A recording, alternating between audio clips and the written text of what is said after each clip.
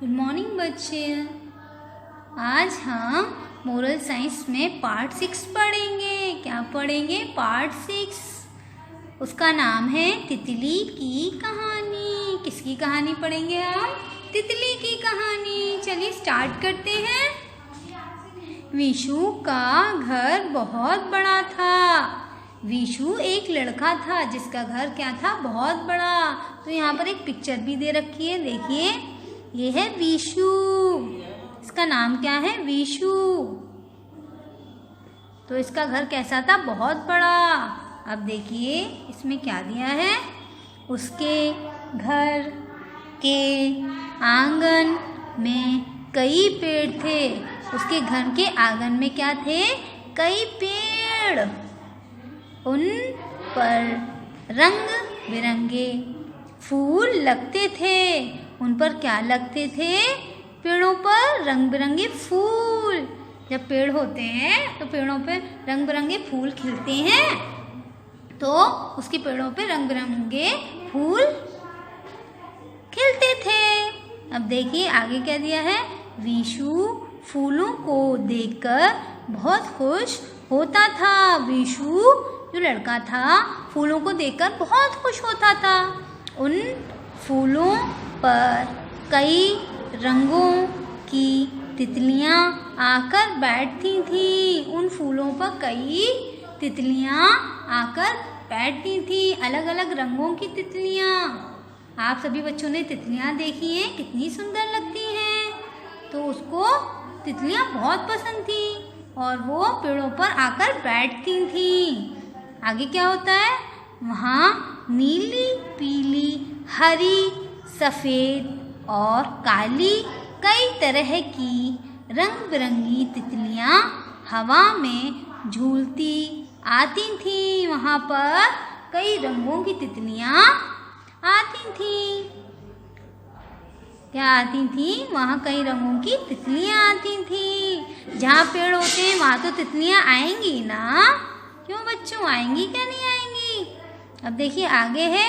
और महकते फूलों का स्वाद लेती थी। और जो फूल होते थे उन पर वो आके बैठती थी और उनका स्वाद चखती थी, उनका टेस्ट लेती थी। आगे क्या होता है? विशु चुपके से उन्हें पकड़ लेता था। जब वो फूलों पे बैठी होती थी तो वो क्या करता था? उन्हें चुपके से आकर पकड़ लेता था। देखिए यहाँ पकड़ा हुआ है, इस पिक्चर में पकड़ा हुआ है तितली को। तो ऐसे ही पकड़ लेता था आके चुपके से।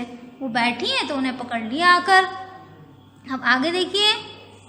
उन्हें हाथ से पकड़ने के कारण कई तितलियों के पंख चिपक जाते थे। और क्या होता था? उसके हाथ के पकड़ने के कारण कई तितलियों के पंख होते थे, उसके हाथ में चिपक जाते थे। जैसे हम तितली पकड़ते हैं तो क्या होता है? उनके जो पंख होते हैं वो हमारे हाथ पे चिपक जाते हैं। कभी आपने पकड़ी है? मैंने तो पकड़ी है, हाथ चिपक जाते हैं। तो फिर क्या होता है? और उनके पंखों का रंग विशु की उंगलियों पर छूट जाता है। और उनके पंखों का रंग कहाँ छूट जाता है? विशु की उंगलियों में।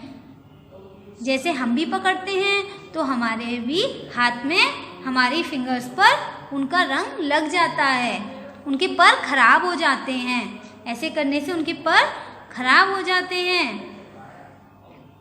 फिर क्या होता है? आगे देखिए। वे पंख चिपकने पर उड़ नहीं पाती थी। अगर पंख चिपक जाते हैं तो वह उड़ नहीं पाती थी। मैंने कहा ना, उनके पंख खराब हो जाते हैं तो वो कैसे उड़ पाएंगी फिर? कितने लाइट तो पंख होते हैं। तो उन्हें पकड़ने से क्या होते थे? उनके पंखों का रंग उड़ जाता था। उन्हें पकड़ने से उनके पंखों का रंग खराब हो जाता था। उनके पंख खराब हो जाते थे।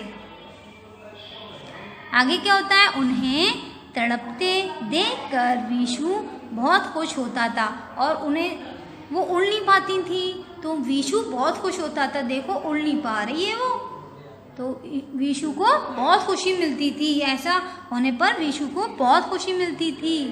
चलिए आगे क्या होता है? पेज टर्न कर लीजिए।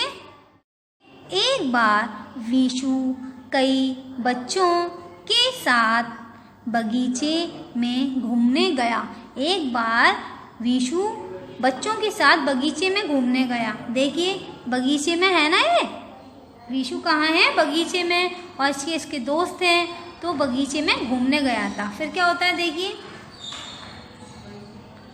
विशु ने कुछ तितलियां फूलों पर बैठी देखी। विशु ने फूलों पर तितलियां बैठी देखी, तो उसने क्या किया होगा? पकड़ लिया होगा ना उन्हें? क्या नहीं पकड़ा होगा? चलिए आगे देखते हैं। वह उन्हें पकड़ने दौड़ा। वह जैसे ही फूलों के पास पहुंचा तो उसका पैर दलदल में फंस गया। क्या होती है? गीली मिट्टी। अगर हम उसमें पैर या हम खुद उसमें गिर जाएं तो हम कोशिश करेंगे निकलने की, तो हम और फंसते जाते हैं। वो होती है दलदल।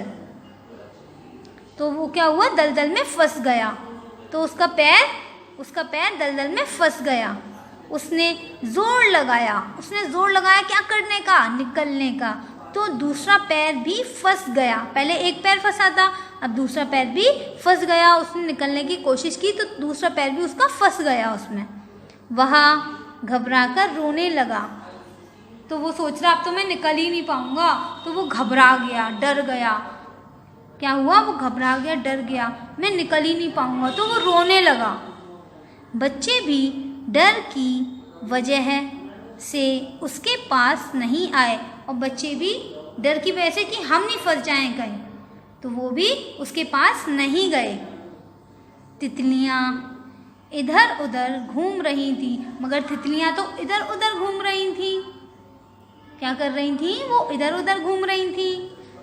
अब देखिए आगे क्या है? विशु उनका कुछ ना बिगाड़ सका। इस बार विशु उनका कुछ नहीं बिगाड़ पाया, तो इस बार वो पकड़ ही नहीं पाया उन्हें, क्योंकि वो खुद परेशानी में हो गया था, परेशानी में फंस गया था। विशु को बहुत शर्म आई। क्यों आई शर्म? देखिए, मानो तितलियों ने उससे कहा हो कि विशु, जैसे तुम अब चल नहीं पा रहे हो, ऐसे ही हम भी उड़ नहीं पाती हैं। को ऐसा लग रहा था जैसे मैं तितलियों को परेशान करता हूँ, शायद मुझे उसकी सज़ा मिली है।